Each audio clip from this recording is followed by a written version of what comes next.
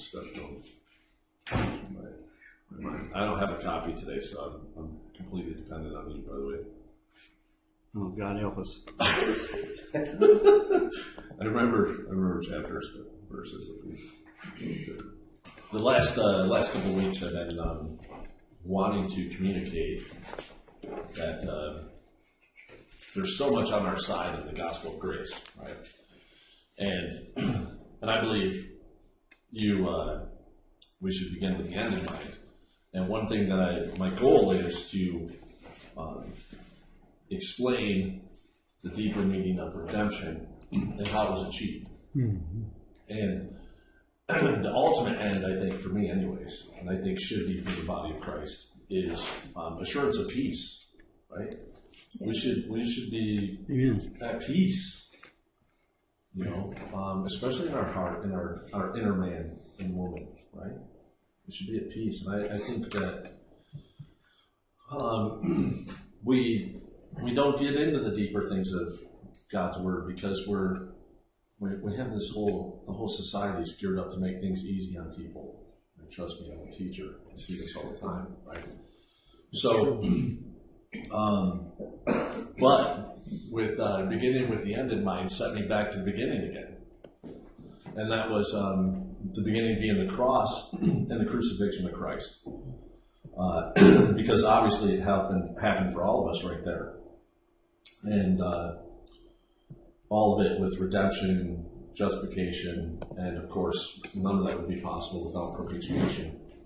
It's funny, I had a bit of an argument with another believer that said I was using too many big words, right? And I said, well, these aren't big words. These are foundational truths that we should be teaching from the pulpit. People don't know these things because no one teaches them, right? We're too busy on, well, you got to serve and you got to, faith without works is dead kind of attitude. And I'm not saying there's not truth in that, but I'm just saying that we should be focused on Christ. Amen. And who he is and what he accomplished for us on the cross. And then all of our works comes as a gratitude reaction almost, right? Mm-hmm. To Christ's finished work. So if you would be so kind as to bring up that PowerPoint. So what I did this week, and just to forewarn a couple of you, is I decided to get on and make a PowerPoint. I really wanted to bring in some visuals because in teaching on an everyday basis, that's what I do for a living. Visuals rock. We have until we have a lot of experience maybe with one topic, we're very limited in our imagination. I like to call it our visual Rolodex. You older folks know what I'm talking about. The kids don't know what a Rolodex is. So, and it started right here. I thought this was a great picture because this is Judas and this is Jesus, and this is when Judas is about to kiss Jesus in the garden, right? He's about to betray him. And to me, this is exactly where the divine exchange, as I like to call it, takes place, right? Christ takes our place. They switch in a way. Not so much Judas, obviously he's condemned, but imagine Judas being Adam or you or me or anyone, right? Back to the identification part that I said the last couple of weeks. We have to identify as sinners and where that comes from, and that comes from Adam, right? Mm-hmm. So just imagine Christ is about to take the fall for us, and it's all begins with Judas' betrayal of Jesus, right? So Matthew 26, verse 47, it begins right there. You got it. Okay. And while he yet spake, lo, Jesus, one of the 12. Judas, yeah. Judas, excuse me, sorry. One of the 12 came, and with him a great multitude with swords, staves from the chief priests and elders of the people. Now he that betrayed him gave them a sign, saying, whomever I shall kiss, that same is he, hold him fast. So they're going to arrest Jesus, right? Mm-hmm. And forthwith he came to Jesus and said, Hail, Master, and kissed him. And Jesus said unto him, Friend, wherefore art thou come? And then they came and laid hands on Jesus and took him. And behold, one of them, this is really great, one of them which Jesus stretched out his hand and drew his sword and struck his servant of high priest and smote off his ear. Well, that was Peter, of course, right? You know that. Mm-hmm. Then Jesus said unto him, put away thy sword into his place, and for all they have that take the sword shall perish with the sword. So, live by the sword, die by the sword, right? Mm-hmm. Thinkest thou that I cannot now pray to my Father, and he shall presently give me more than 12 legions of angels? Mm-hmm. Now, that verse right there says it all. That says that Christ willingly took our place, right? And he's telling Peter, relax, they got this. But how then shall the scriptures be fulfilled that thus it must be? Mm-hmm. In that same hour, said Jesus to the multitudes, are ye come out as against a thief with swords and staves for to take me? I sat daily with you. Thank you. I sat daily with you teaching in the temple, and ye laid no hold on me. So he's basically saying, what have I done? Right? Mm-hmm. But all this was done, and that the scriptures of the prophets might be fulfilled, and then the disciples forsook him and fled. So I'll end there. So now you go in. I've got you. You can read the same. It's almost verbatim. There's variations, of course, in Mark chapter 14, verse 43 to 50. Got Luke chapter 22, verse 47 to 53. John 18, 3 to 12. It's all the synoptic gospels, and each one of their versions of it, right? Mm-hmm. So, for the sake of time, we don't have time to read all of those, but I wanted to include them all. And there's treasures in all of them. Everybody has an interesting take on it. I tried to stick to Matthew's version of it because it's a little bit simpler. We only have an hour. So, but nonetheless, okay, next slide, please. So, they arrest Jesus, of course, and they take him immediately to the Sanhedrin. And I like to call it the kangaroo court because, interestingly, how they arrested him at night. They take him at night in to see the high priest and to accuse him, right? And so this whole slide right here, I thought it's so telling. I mean, here we are, religious people. How many religious people are adorned in their religious garb, much like this person, right? Mm-hmm. And thinks it's interesting to me to think like you put on a cowboy hat and you think you're a cowboy, right? You put on a football helmet and you think you're a football player, right? Yeah, right. This man puts on these priestly garb, and he thinks he's piety. Right? He thinks he's holy. Clearly, he would have to think that too. I can't even imagine standing there like that accusing Christ. I can't. Oh, yeah. No comes to mind. So, bring up Matthew 26:57. We'll go right to that. So, just keep it going. And they that had laid hold on Jesus led him away to Caiaphas, the high priest, where the scribes and elders were assembled. So. Go back to that slide, please. Just want to keep this one simple. So, next slide. So here it is, the interrogation, and this is where they're trying to find false witnesses, right? And we'll drop down into Matthew, really 58 or 26 to verse 58. But Peter followed him afar off from the high priest's palace and went in and sat with the servants to see the end. Now the chief priests and elders, all the council sought false witnesses against Jesus to put him to death, but found none. Yea, though many false witnesses came, yet found they none. At the last came 2 false witnesses. Now that's really interesting. So it says they had many people show up, but it seems to me what that verse is saying is that no one would speak. Mm-hmm. Right? It's one thing to tell a lie about someone. It's another thing to look them in the eye and lie. Yeah. Mm-hmm. So that's what it makes me think of. So nothing falsely was really spoken about him in all the synoptic gospels, except for this one thing. So here we go. And he said, this fellow said, I'm able to destroy the temple of God and to build it in 3 days. So they're just quoting what Christ said, right? Mm-hmm. And the high priest arose and said unto him, answerest thou nothing? What is it which these witnesses against thee? So he's saying, really, you don't have anything to say? And Jesus is standing there in silence, right? Isaiah 53, we'll get into that later. But Jesus held his peace, and the high priest answered and said unto him, I adjure thee by the living God that thou tell us whether thou be the Christ, the Son of God. So they can only accuse him of truth. That's interesting. Jesus saith unto them, Thou hast said, Nevertheless, I say unto you, hereafter shall ye see the Son of Man sitting on the right hand of the power and coming in the clouds of heaven.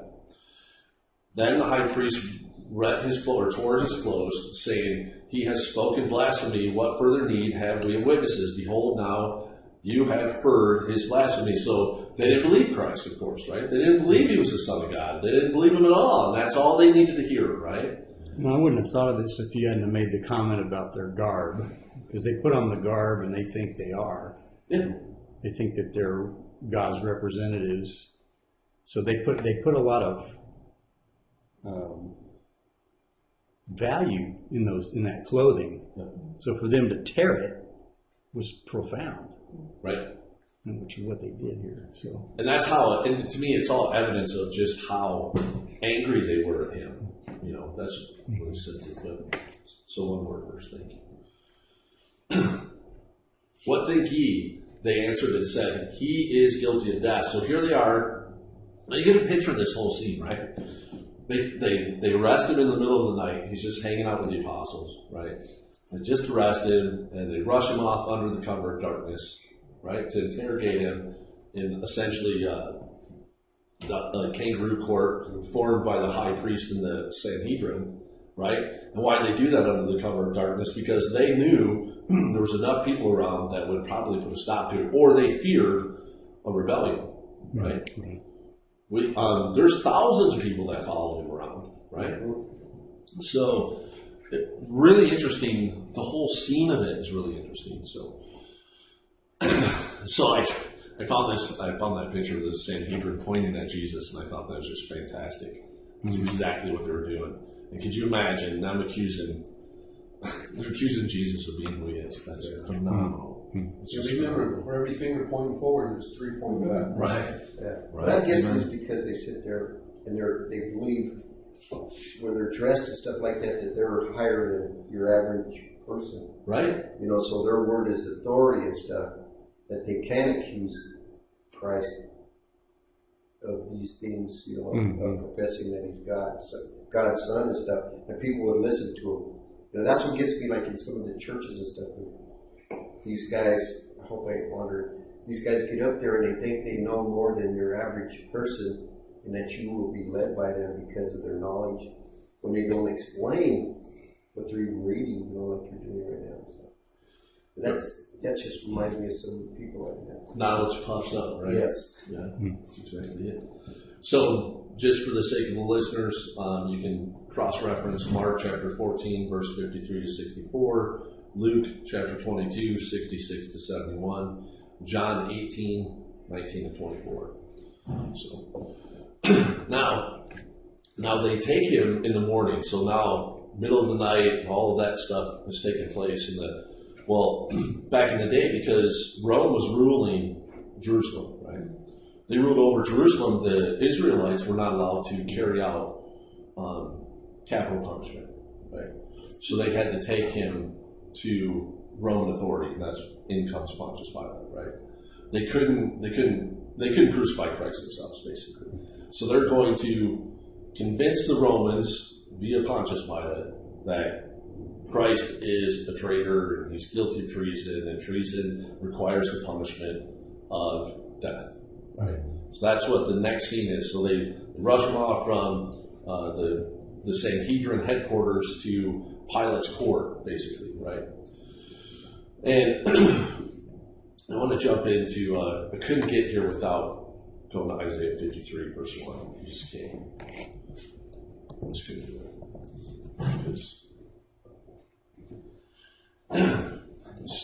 So Isaiah 53, verse 1 says, Who has believed our report, and to whom is the arm of the Lord revealed?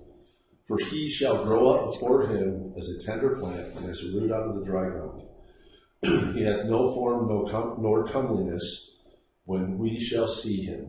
there is no beauty that we should desire him.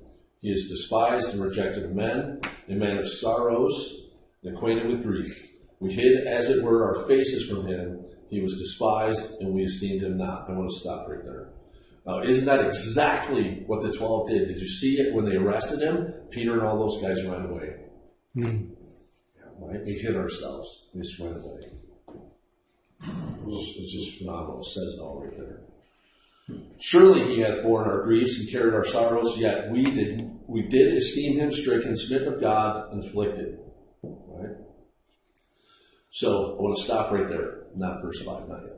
So we basically abandoned him, and we said, and what they keep saying to Jesus over and over again. Well, he's on the cross, and they said, well, if you're the son of God, the Christ, get yourself down from the cross, right?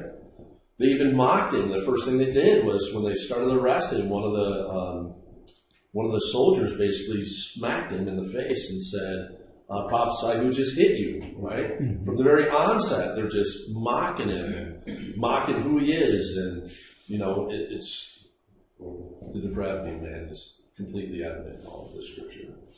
So back to the PowerPoint, if you will, please. So let's dive into Matthew 27, verse 1 and 2.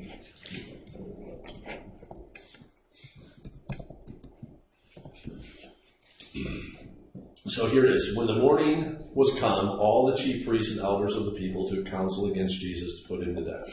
So they're gathering all their friends, right? They're going to. So by the way, this reminds me of pure democratic rule, right? It's mob rule. So they're gathering the mob up against him. And when they had bound him, they led him away and delivered him to Pontius Pilate, the governor. So drop down to verse 11.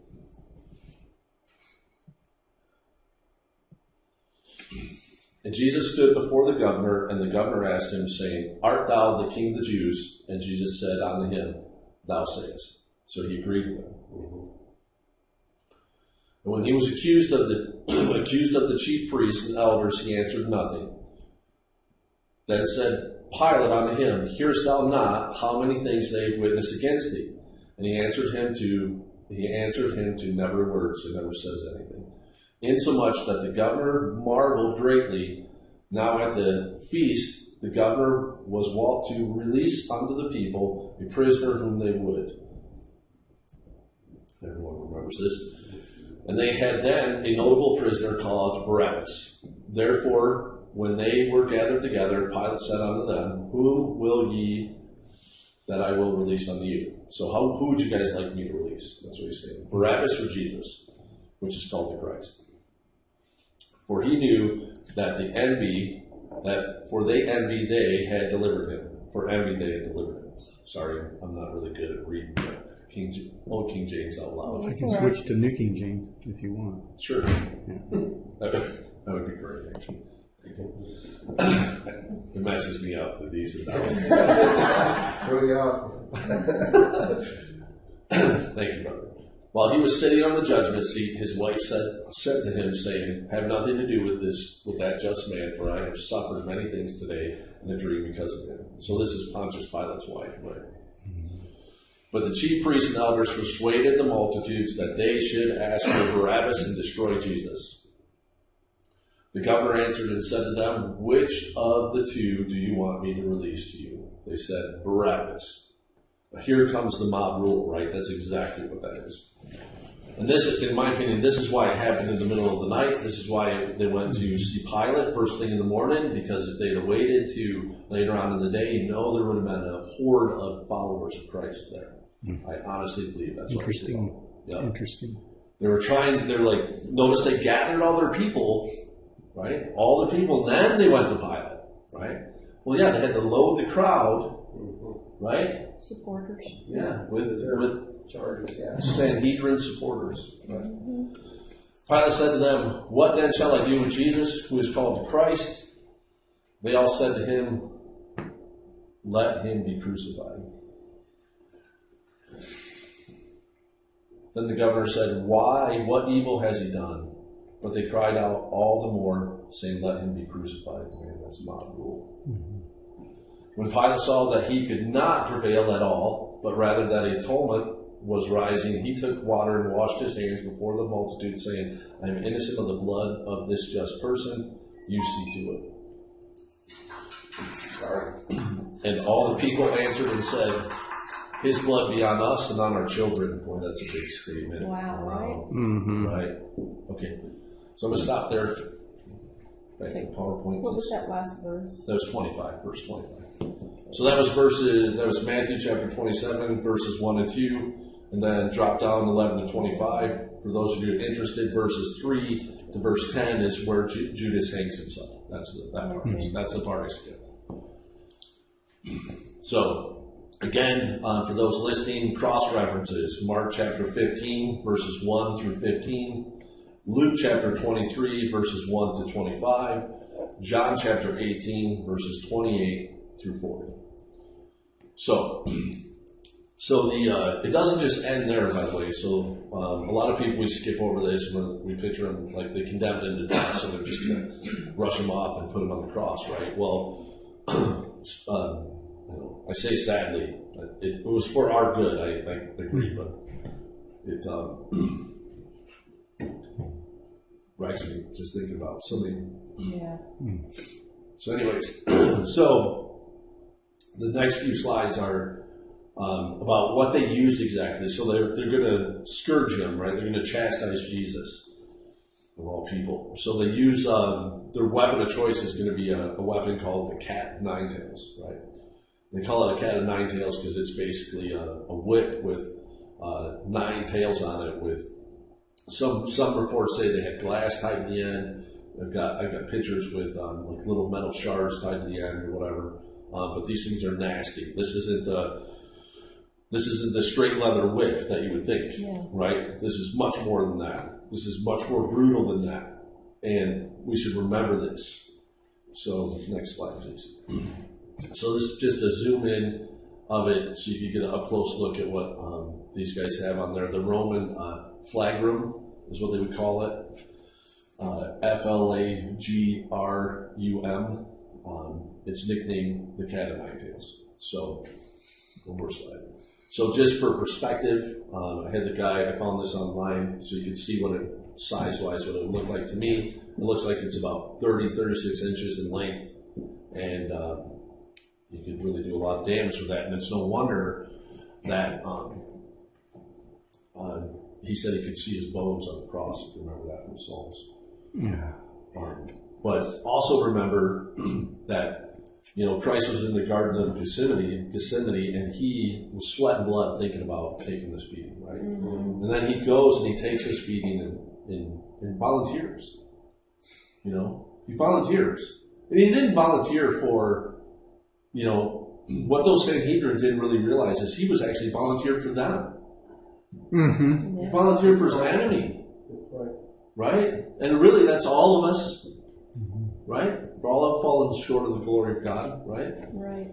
But that's the part, like, you study this and you start thinking about, I've heard men say recently, well, I don't think what Jesus did was a big deal. I would do that for my family. I'd say, yeah, you're right. You probably would. Now go do it for your enemy. Mm-hmm. Okay? This isn't about your loved ones. This is about the people that hate you to your core. Right? The people that stand on the sidelines going, I hope that guy dies today. Die for that person. And then declare yourself righteous. Right? So Romans chapter 5, verse 6, please. So, Paul says in Romans 5, verse 6, for when we were still without strength, in due time Christ died for the ungodly. So there's the enemy of God, is the ungodly. Right? That's the enemy. And that's all of us. For scarcely for a righteous man will one die, yet perhaps for a good man someone would even dare to die. But God demonstrates his own love toward us in that while we were still sinners, Christ died for us. So there it is. Yeah, you might die for a good man. Yeah, you might die for your loved ones. But he didn't. He died for his enemies. Mm-hmm. Right? So, to me, I was thinking about, I think it's in the book of Revelations where John said that one of the churches had left their first love. Remember that? And that's what it got me thinking. That's where we're at today. We're still focused on, James, the book of James, where it says faith without works is dead. And because we're And when to me, when you're thinking about what I have to do for Christ, and I'm not thinking about Christ's sacrifice, the lashing he took for me, I'm thinking about, well, I have to go to church. Well, then I should tithe. And then I got to serve. And then I got to volunteer. And then it's all me, right? Yeah. It's not what this is about. It's not at all what this is about. So it's not about us. We want to make it about you, then realize that you're the reason why, it was you that beat him. It was you that betrayed him. It was you that abandoned him, when they just all disappeared, when they got arrested. It was all of us did those things. I got a buddy in Texas that he says, well, I'm doing good works to make up for that. Yeah. Really? That's how a lot of people think. I would like to ask them, how in the world could you pay somebody back for taking a beating, your beating, with that? I dare you. Yeah. Go pay him with money or something, or good works. Go make him dinner. Really? You think he'd run away? Yeah. Yeah. And I think of how I can't even comprehend if he died for the sins of everyone. I can't even imagine the anguish, just that whole mental, spiritual, the physical, but just, I can't even comprehend it. Right. I mean, because the sins past, present, future of everyone in all generations. Yep. Amen. Always. Forever.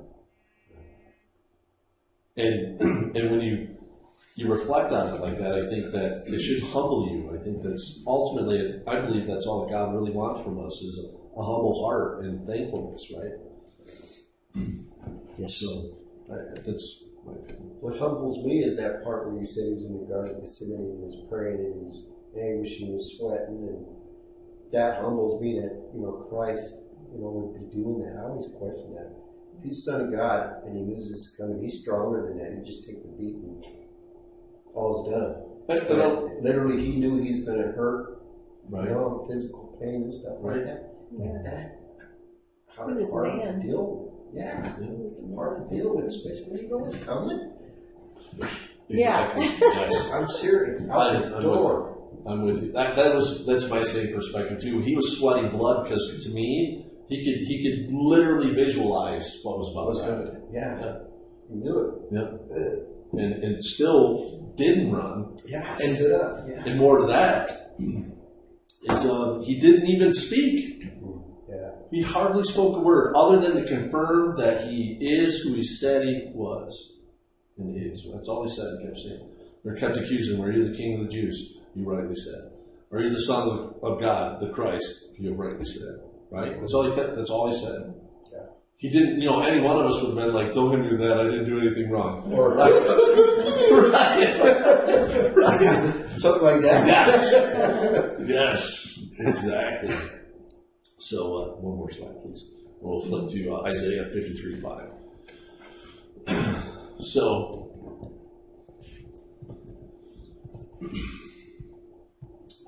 And here it is, right? So again, beginning with the end in mind. So Christ knew this, of course, right? So was he aware that the brutality of the beating he was about to take? Yes, but he endured it for us, right? For the love of us, right? Which is just amazing. Yeah. But he was wounded for our transgressions; he was bruised for our iniquities. The chastisement of our peace was upon him. And with his stripes, we are healed. So, and this, I honestly struggled with, I'm going to put it in anyways. 2 Corinthians 5:21, right? And I don't have it listed up there, but it just seemed like it didn't say it enough, but I couldn't help but think of it. So here it is. For he hath made him to be sin for us who knew no sin, that we might be made the righteousness of God in him. So when God made him sin for us, that means again, it's back to the divine exchange. He took the beating that we deserve. He received the death that we deserve, right? So I think it's really important that we reflect on that stuff. So back to that point. Thank you, sir. So here it is, and I love this movie. The Passion. It is the Passion of Christ, and this is the for those listening. It's the scene where they've got Jesus chained and bound to the stump while they beat him, and I don't know if you can watch this part with a dry eye. I don't know how you can do it. So I guess you're maybe I don't know, but nonetheless. So like Isaiah said, that he did this on our behalf. He did it without saying a word. He didn't run away. The only thing he did was before it even started, he said, God, if it be your will, take this cup from me, right? But not my will, your will be done, right? It's just phenomenal to think about someone volunteering for this. And again, he didn't volunteer for his friends. I'm not saying that he didn't do it for his friends, but the point here that emphasized for me is that he did it for all of those soldiers that were like literally beating him. Could you imagine? He did it for them. Something just occurred to me when you pointed out that Pilate washed his hands. But whose soldiers did the Jews use? Yep. Yeah, not the Romans. I was Pilate's soldiers. Yeah. The Romans. So, good story. Yeah. Right. Well, it's interesting to me. It was if you to me thinking about. I tried to avoid this part. I was trying to focus on that, but I'll say this: as much as the Jews, we accused them of killing him. Well, who's beating him? It wasn't the Jewish soldiers, right? It was the Roman soldiers who basically avoided his responsibilities. That's what Pontius Pilate did, right? Mm-hmm. He was complicit by saying, "Well, I wash my hands of this." Like to your point, nice trick, right? The fact of the matter is, Pontius Pilate was right. He could have said, I haven't condemned this man. I'm letting it go. I don't care what you guys say. If Pilate was just, if he was a just judge, that's what he would have done. But he wasn't, right? Neither were the Jews. So to me, it's evidence of neither the Jew nor the Gentile, neither one of us are just or justified. This just came to mind there. Sorry. It was Caiaphas that said that it was better that one man should die for the people so that the whole nation doesn't perish. Because the whole nation of Israel, majority of them were, Christ, that day that he rode into Jerusalem on a donkey, they were ready to crown him king right then. Anyway, sorry. No, it's okay. I actually was thought about doing that last night, but again... Time, sorry. Time, yeah. That's why I'm giving the cross references, so people want to go and look it up. Book of John for this is fantastic. He has a lot of great detail in that. So here it is, a picture of one of the soldiers from the movie, and I wanted to show his face because it's evident of, and I think it's a great shot of mankind as a whole and how we treat the truly righteous men on the planet. Right? Mm-hmm. We mock them, we spit at them, we abuse them. It's just this is who we are, sadly. So you gotta remember that these guys that beat Christ, that they were soldiers. Okay, they've been in conflicts and stuff, and they were used to that stuff. So it didn't affect them to do that to Christ. You know what I mean? As it would. Well, we would, because we couldn't. I don't think we can inflict that kind of on another person. In our right mind, so to speak. But that's what got me in the movie and stuff like that, when I kind of looked at that and I said, these guys are cold-blooded. It doesn't even touch their spirit or soul. They just don't realize seared what they're doing. the hardened heart, right? Yeah. Right. And how much more blessed are we then, right? So, if you want to go back, Romans 5:8, excuse me. This was a bit of a So again, Romans 5:8 says, "But God demonstrates His own love toward us in that while we were yet still sinners, Christ died for us." Verse 10,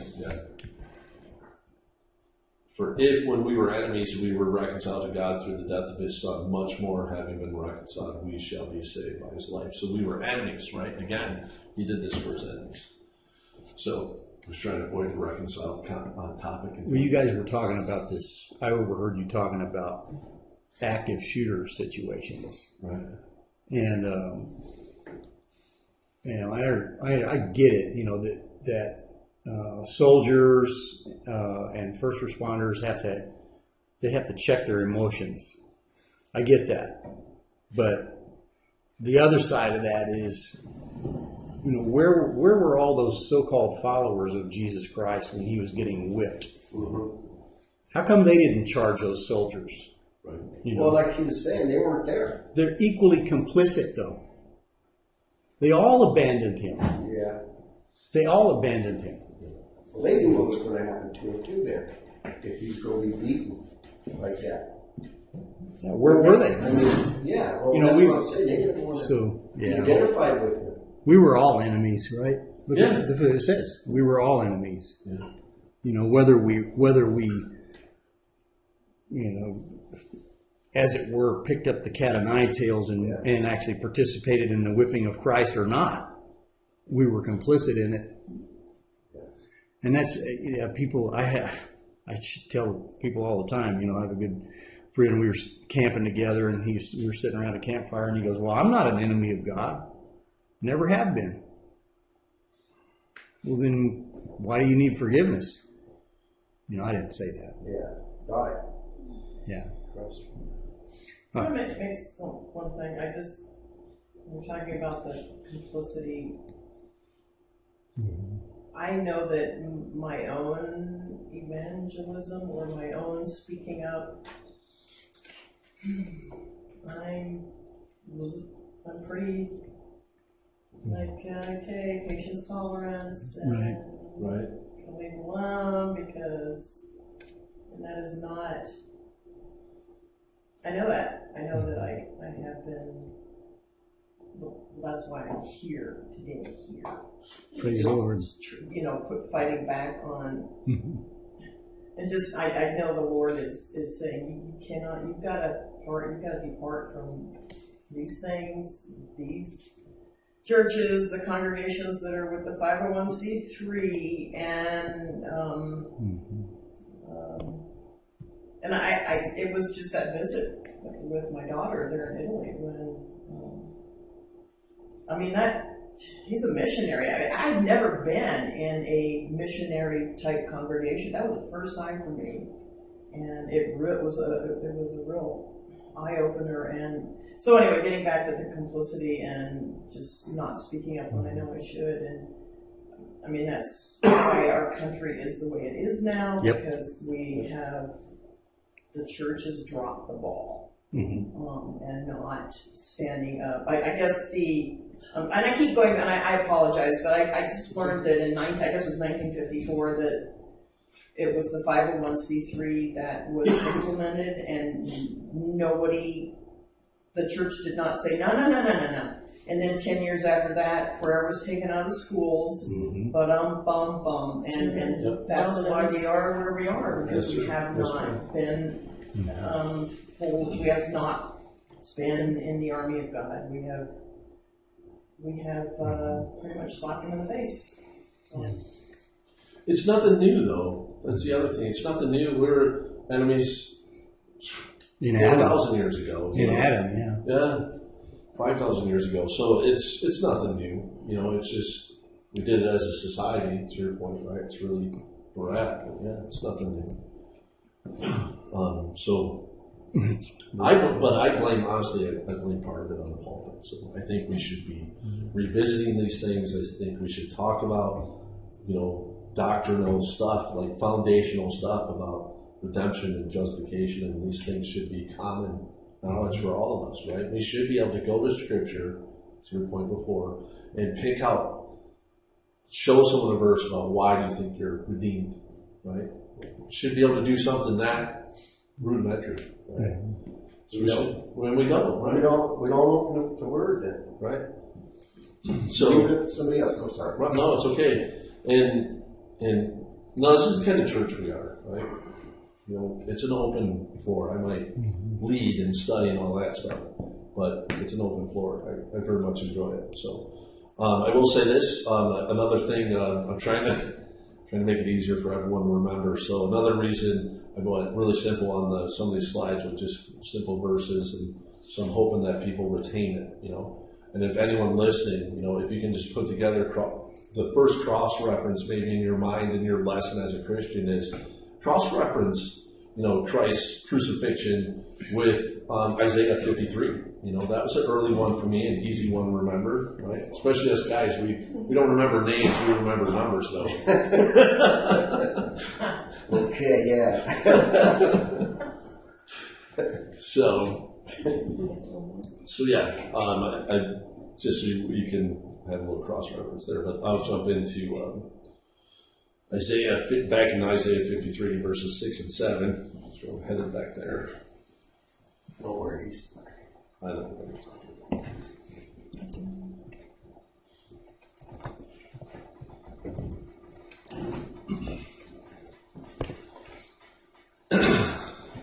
So back to what you guys were just talking about, in that we all abandoned him, right? So here it is, Isaiah 53 verse 6 says, "All we like sheep have gone astray. We have turned everyone to his own way, and the Lord has laid on him the iniquity of us all." So here even though we abandoned him all of us abandoned him. I mean, he knew these things were going to happen, and he put all of our shortcomings, all of our sins, all of our trespasses, you know, Christ bore it all. Right?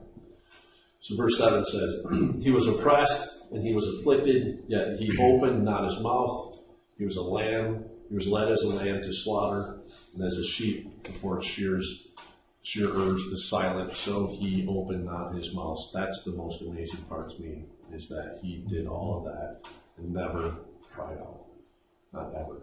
So these guys beat him with the cat of nine tails, and he never said stop. He could have annihilated him. Yeah. Gone. You just. Yes. Yeah.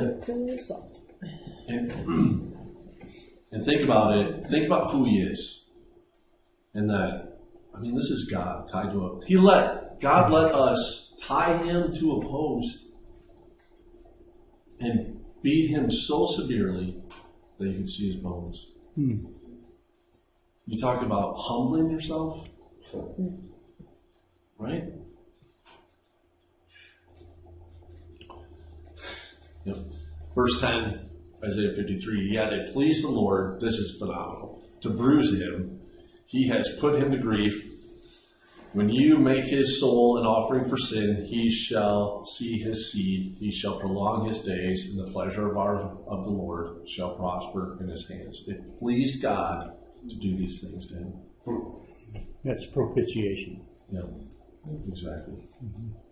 You know, that shooting, I'm not sure where it was, in Alabama or somewhere, where in the black church, where the white guy shot 8 or 9 black people It was South Carolina. in South Carolina. And one of the black ladies there just touched my heart, because she said, you know, because the church all came together, the town did, people were supporting them. And she said, sometimes God allows the things he hates to accomplish the things he loves. And it's so neat. That woman recognized the sovereignty of God. It's hard sometimes to sit there and hear that he let that happen. God did. And sometimes I wonder, you know, I know God isn't in the body, but the tears that came down Christ so that he suffered through tears, you know what I mean? Literally cried. Human emotion. Literally cried, you know. No. Cried and sweated. Now you look at a picture like that and you just go. And you hate to see a son being destroyed like that, but he accomplished something great. Yeah, but he knew it. Sin was in the world. To me, I like to look at it like God, in all of his wisdom, is phenomenal, right? And this being the most evil thing that we've ever done. This trumps all things in my mind, right? And God used the most evil act of man to accomplish the greatest good of all time. Think about that. And that's incredible to think about. That's the wisdom of God. Amen. No. So, getting towards the end of this is beg the question: is justice being served here? Right. This is the divine exchange. Jesus became sin for us. Right. And I completely look at it like this is happening right before God and His court. I mean, did God use all these evil men to accomplish His will? Yeah. Right? But this is God's court. And is justice being served? That's a great question. That's a great question because the impulse is to say, well, of course not. This is an injustice. Right. But if I'm picking up, go ahead. You are. So the point is, yes, for us we would say, no, this is injustice, right? Because Jesus was innocent. He didn't deserve that, right? We deserved it, right? But He volunteered, remember? Think of it. I like to keep things in the real world an easier perspective. So I like to utilize the world I live in, right? And so I look at it like when they arrested Jesus on the exchange. So visualize you're the person in the jail cell on death row. And in walks Christ, and He says, you're free to go. And He takes your place. And then now He's got to go to court, right? And be sentenced for your crime, right? For all intents and purposes, I had this funny analogy. Is, I was a mechanic for 20 years, right? We always wore shirts with our name on it, right? Imagine Christ, He took off His shirt with His name on it and gave it to me, and then I took off my shirt with my name on it and gave it to Him. Now, in the cell, He's me. Outside the cell, I'm Him. The exchange like that, right? And so He had to face all of that on my behalf. And I believe this is the way God sees it. This is why justice is being served. The death sentence and the punishment for sin, the curse for sin to be specific, was carried out on Jesus. So the curse was He had to get beat with the cat of nine tails. The ultimate penalty was His death on the cross. Right? So He served that penalty on my behalf. So I ask you again, was justice served? Yes, right? So then if justice was served, it begs another question. For our sins, yeah. Yeah, for our sins. So then let's take it the next step. I'm free, right? Am I justified? Is my freedom justified? Yes. So then, if my freedom is justified by God, maybe not by man, but we're not talking about men's courts. We see the action of men's courts, the lack of integrity, to put it simply, right? But back to what I said a couple of weeks ago. If we're justified, then that means that God's justice and God's righteousness and God's judgment is on the believer's side today. Would you say that again? That means that if I am justified, that God's justice and God's righteousness and God's judgment is on the side of the believer today.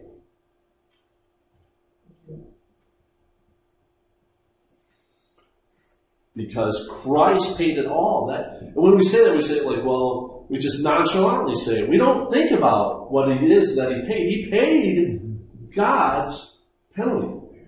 We broke the law. We're the sinners. He paid it all.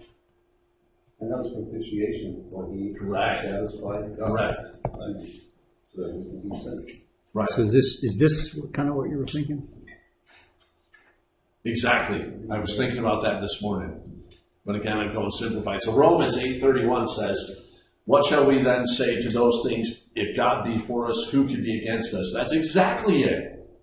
Stop and think about it. His righteousness, we are categorized as righteous by God.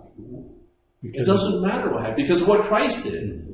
It's not that we kept commandments for sanctification, or I have to go out and see what good deed I can do today to be righteous before God. No, He did it right there. It's still just, I've been thinking about it all week, what you said last week, that the same justice, to use a little different word, that required God to pronounce death for unbelief, is the same justice that requires him to declare the believer righteous. Exactly.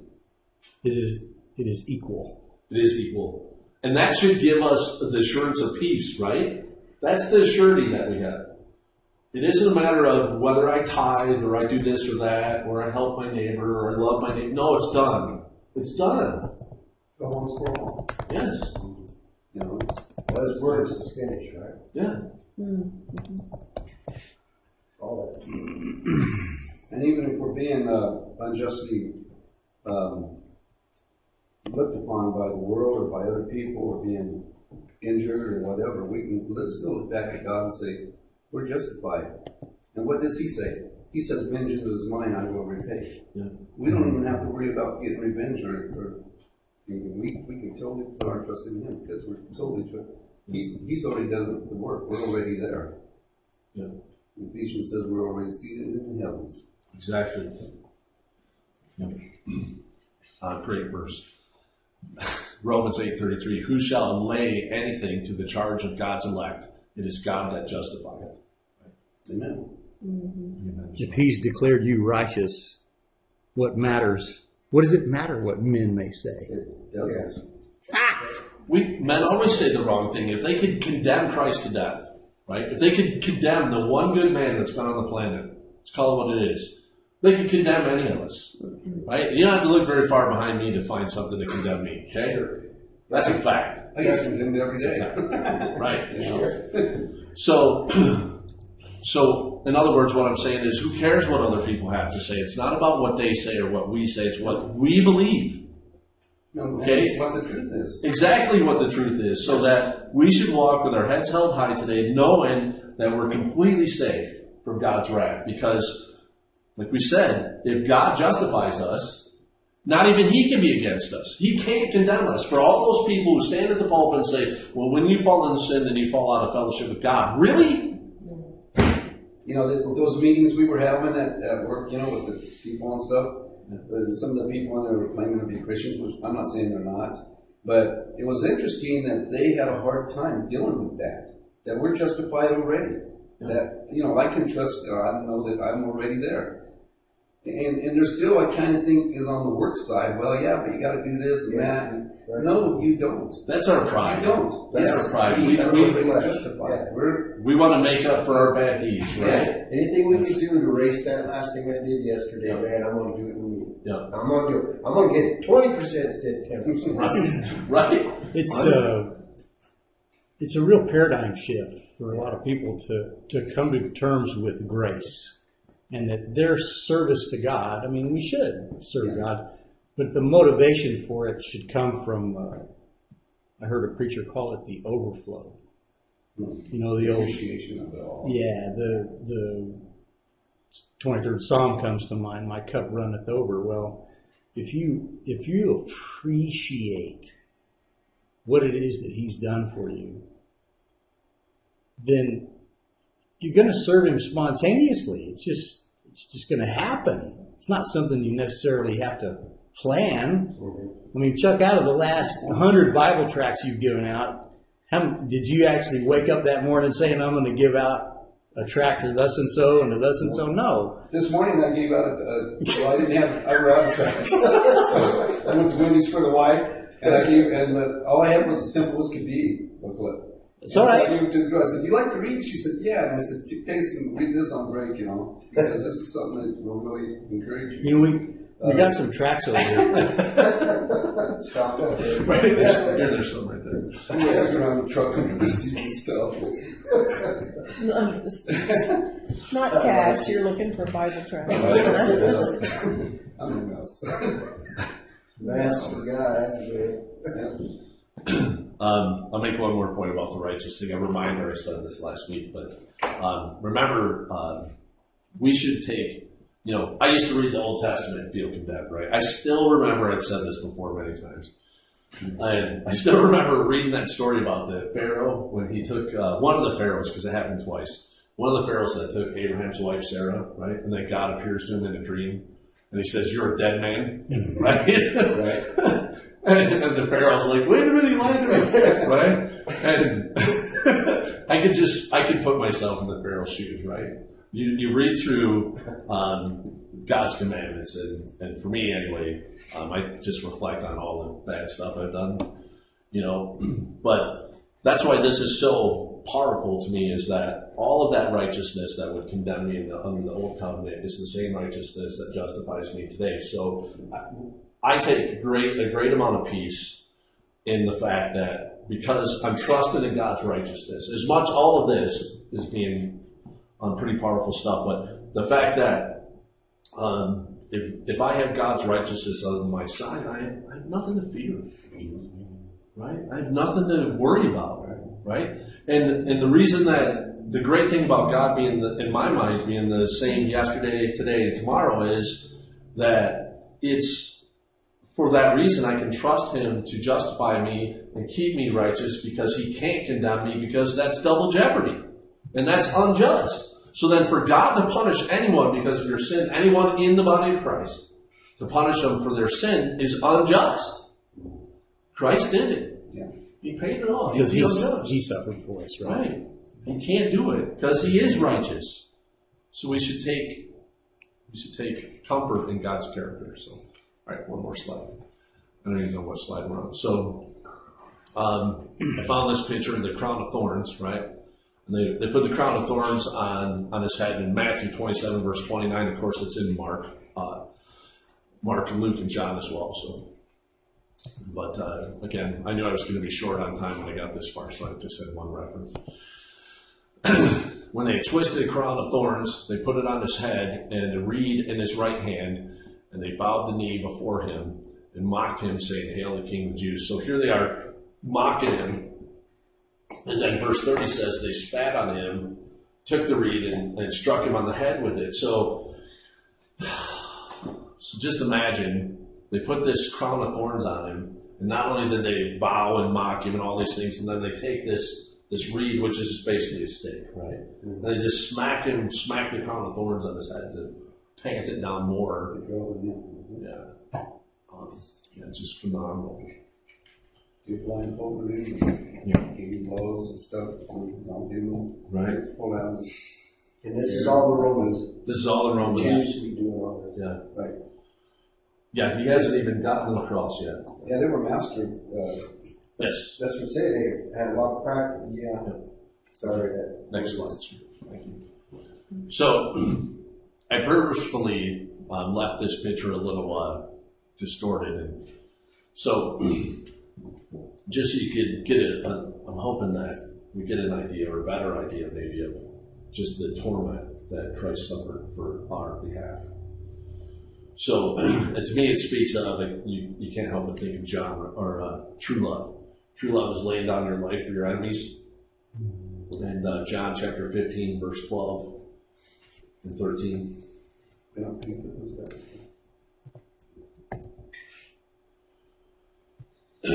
And Christ living out this commandment, right? Verse 12 says, "This is my commandment, that ye love one another as I have loved you. Greater love hath no man than this, that a man lay down his life for his friends." And it wasn't just his friends that we talked about. It was his enemies. We kind of just talked about the same thing over here. Yeah, exactly. So, I can't remember what, 1 Corinthians, of course, the love chapter, 13. I didn't see what verses I had. 13, 4 through 7. Yeah. 1 Corinthians 13, 4 through 7. Again, for the sake of time, I know there's more love chapters than these verses. This is studying yesterday and this week. This is what I thought was. This is who Christ is, right? Love suffers long and is kind. Love does not envy. Love does not parade itself. It is not puffed up.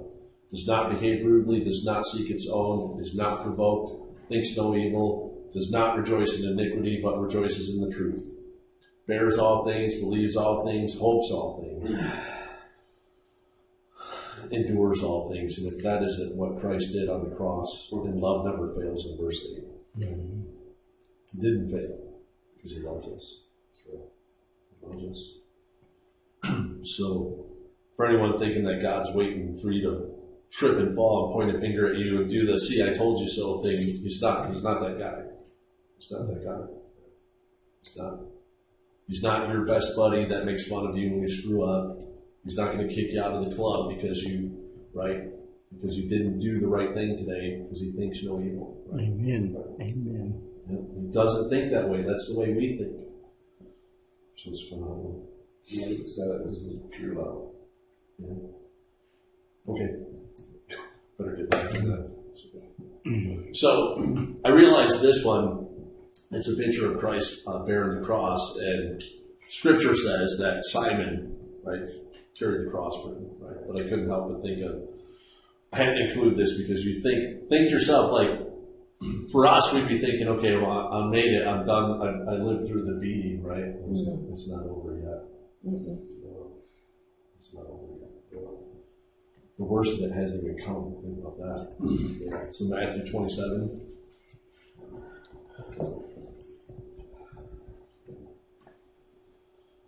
Matthew 27, verse 32. And as they came out, they found a man of, is it Cyrene? Is that how you say that? Simon by name. Him they compelled to bear his cross, and when they were come unto a place called Golgotha, that is to say, the place of skull, they gave him vinegar to drink, mingled with gall. When he had tasted thereof, he would not drink. That stuff was made to numb his pain. That's why they would give that to people. And he rejected that. And you use that word compelled as forced.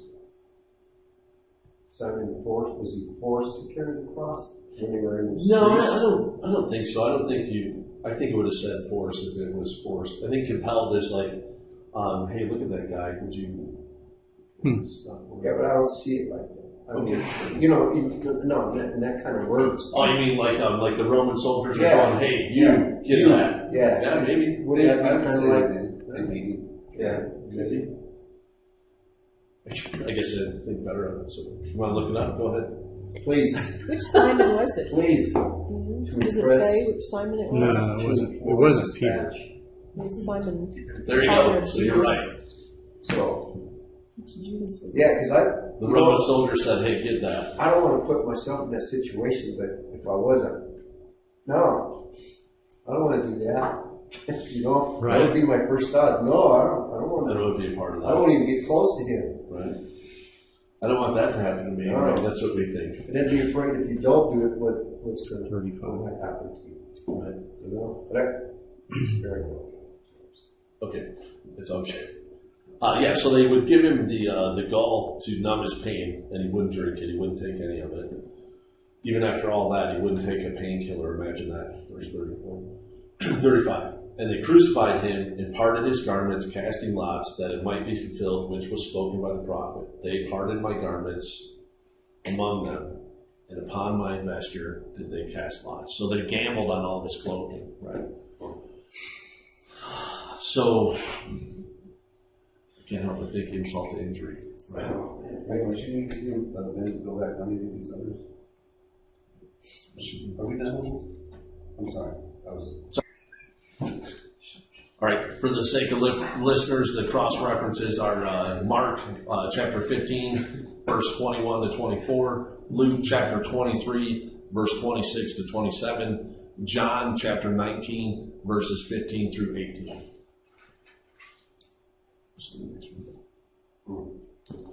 So here is, of course, we were just talking about him crucified and the nails.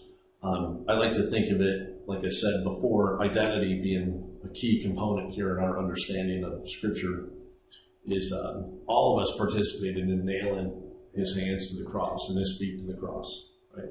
All of us did it because all of us were in Adam, so all of us were in those Roman soldiers that did it, right? Yeah. And imagine, he knows that's coming, and he declined a painkiller. That's awesome. Doing all the way, man. It's each and everything you went through, maximum pain. So, of course, they wrapped him up on the cross, and Pontius Pilate, you guys know the story, he made a sign that said, King of the Jews, right? Because ultimately, just real quick, I know I'm short on time, what they did when they would crucify people, for those people that don't know this, is they would take the crimes that you committed and they would write them on a sign, right, on a piece of wood, basically. So they'd nail the wood plank with your guilty crimes up on that cross above your head. So that's why Pontius Pilate did that, was they had to put something up there because, of course, they had to be just. I use just loosely. But that's why they put King of the Jews up there, because Pontius Pilate had him killed because the Jewish members said, the Sanhedrin said, we have no other king but Caesar. Right? And that was a treasonal offense in Roman law, that if you claim to be the king, well, when you weren't the king, they're going to kill you. Right? So that's and they put it in 3 different languages too. They did. Yeah. Hebrew, Greek, and what was the other one? Well, probably Aramaic. Okay. So that particular verse is Matthew 27, verse 36, Mark 15, 25, Luke 23, 38, John 19, 19. And the Sanhedrin, didn't they want something else? What else did they want them to? They wanted the Sanhedrin told Pilate, or asked Pilate, they said, don't put he's the king of the Jews, but he said he's the king of the Jews. He said. Yeah. And he said, I've already done it. Pontius Pilate said, now he gets all indignant, says, I have written what I have written. Yeah. Right? Standing up there like he's done the right thing or something. The authority is spoken. Right. Cracks me up. Yeah. So, I like to point out that perhaps the first man saved by grace in this event was the guy on the cross next to him. The thief. Right? Yeah. Remember, saved by grace, the thief says, remember me, Lord, when you enter your kingdom. And he says, surely I say to you, we will both be in paradise tonight. Today. And he made that comment to the other guy on the other side of Christ. Mm-hmm. Who are you to help him? Luke 23, verse 43, if you guys want to read it. I'm trying to, again, I know it's going to be short on time, so I'm trying to keep it simple. Yeah. And Jesus said unto him, verily I say unto thee, today shalt thou be in paradise. Be with me in paradise. Mm-hmm. Right? So he's saying to him, and I don't know about you guys, but I'm pretty sure he couldn't get down and repent. That's my thoughts on it.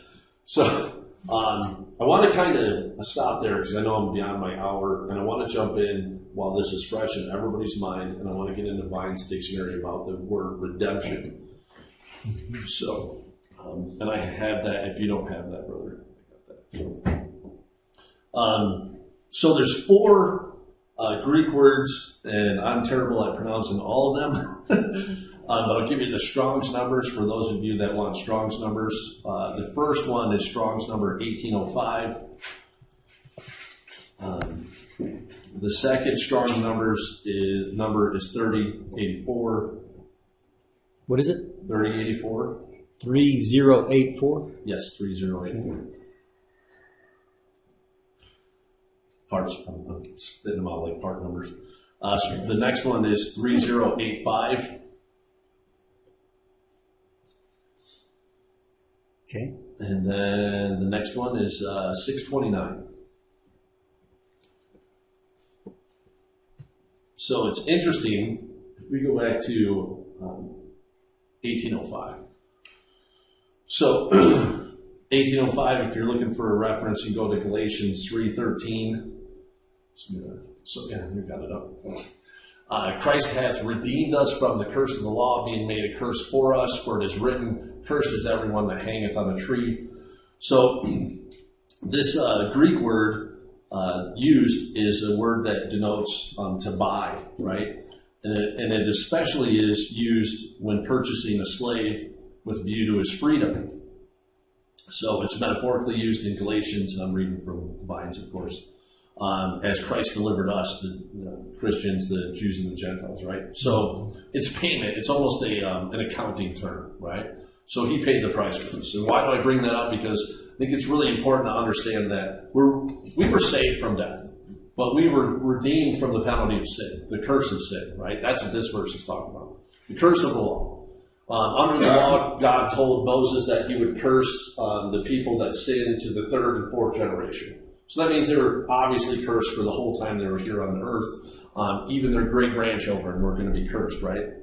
Now, the reason I my motivation here is to point out that, the book of John said that Christ came that we might have life and have life more abundantly.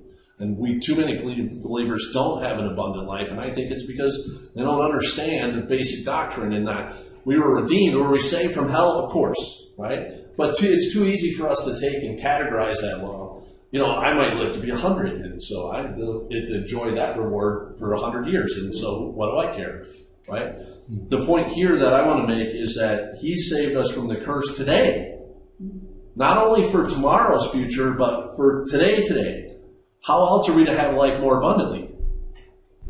Right? He didn't do it so He did do it so we could be saved, but we overlook too many details, I think, in my experience. So, wanted to point that out. So that's the first one. The next one is a reference to deliverance, really. And I'm keeping it short and sweet. Strong's 3084. It's a lutron is the Greek word, if I said that right, akin to lutron, to release a receipt of ransom. Is used in the middle voice, signifying to release by paying a ransom price to redeem, in the natural sense of delivering. So you were delivered. So back to like we were talking about earlier with the divine exchange. If you were the prisoner on death row, when Christ put my shirt on that had my name on it, and I put on His name, I was redeemed right then, right? I didn't have to suffer any of those things because Christ suffered them for me. So if you're struggling with an addiction, right? There's plenty of people that can't quit smoking. I'll pick on that one, right? If you're struggling with that, just remember, are you struggling because you don't believe you've been redeemed? It doesn't. In other words, if Christ paid the price and delivered you, it no longer has power over you. You already have the victory. You already have the victory. Exactly. Thank you, Chrissy. Exactly. So, because you've been redeemed. So, think of redemption in the form of the present tense, right? We've been redeemed today. Not tomorrow when I die, but today. Worry about tomorrow, but today. That was the point I wanted to focus on most of all, is to keep in mind that you were delivered. So, let's see, I have this. I'll go to, I think it's Titus 2:14. So, Titus 2:14 says, here we go. So Titus 2:14 says, who gave Himself for us that He might redeem us from all iniquity. Now I'm going to stop right there. Now imagine reading it like this. Who gave Himself for us that He might deliver us from all iniquity and purify unto Himself a peculiar people. So look at it like you were delivered from all iniquity. So we were delivered from the power of sin. Right? So think of it like that. And not delivered for tomorrow. I mean, yes, of course, but delivered for today. Right? Present tense. So, and the other two Strong's numbers with 629, it basically says the same thing. It's delivery or deliver. And you can get into a bunch of different references in there. Romans 3:24, Ephesians 3. But go to Colossians 1:14. That's the one I wanted to focus on today. That's a great one. Yes, this says it all to me. This culminates the entire accomplishment of Christ on the cross. In whom we have redemption through His blood, even the forgiveness of sin. So we have all of it. It's all encompassed right there, right? It's a great verse. So you could say, in whom we have deliverance through His blood, even the forgiveness of sin. So He separates it. Look at it. Right there He does. Paul separates it. The redemption from the power of sin. And then he says, even to the end. So one side of this verse is redemption for today, for the power of sin. And the second half of the verse is forgiveness of sins for salvation. It's both right there in that sandwich in that verse. Right? So, this is, and I don't want to end on that today. We can get into propitiation. I can talk for the next 6 hours and I will stop. For respect of everyone's time. But my goal here today was to point out that for everyone to remember the word redemption. And that remember that Christ paid it all on the cross, right? Are we saved? Of course. That's the low-hanging fruit, the easy one for everybody to grasp.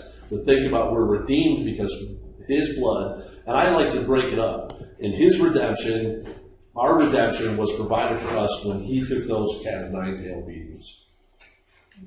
That's when we were in prison. That was the first step. The salvation part came on the cross, and then ultimately his resurrection, and that gets into justification, a whole other sermon.